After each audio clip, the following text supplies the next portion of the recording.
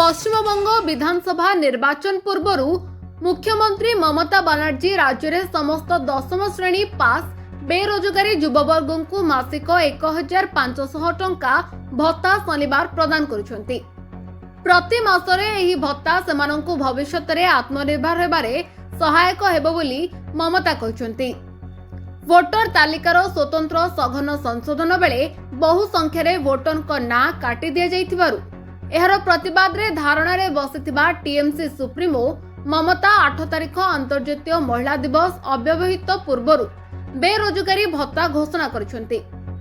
21 रु 40 वर्ष बयस वर्गर माध्यमिक परीक्षा पास करिथिबा पुरुष और महिला को मार्च 7 रु प्रति मासरे 1500 टंका लेखाएं मिलिबो बोली ममता कहछंती।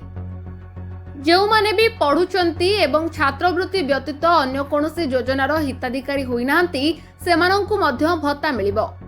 एप्रिल 1 रु एही भत्ता प्रदान कराजिबो बोली सरकार पूर्वरु कहितबा बेले अंतर्जातीय महिला दिवस पूर्वरु एहाकु एक उपहार भाबे देबा पई स्थिर करागला बोली ममता कहछंती। भत्ता पई आवेदन करथिबा प्राय 1 कोटी युववर्ग एथरु उपकृत हेबे। ब्यूरो रिपोर्ट जननी टीवी।